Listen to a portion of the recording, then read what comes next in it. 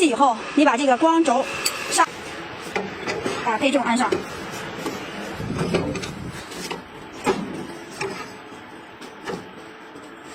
这个是肉有多那个厚，就是推紧以后把这个拧紧就可以，然后就可以开机了啊。这就开始切了啊。调这个出卷的薄厚的话，可以调，让师傅关一下，调一下，往薄处调一下。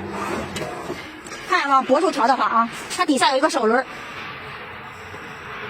哎，好，然后再看一下啊，这儿是稍微厚一点，这儿稍微薄一点，薄厚。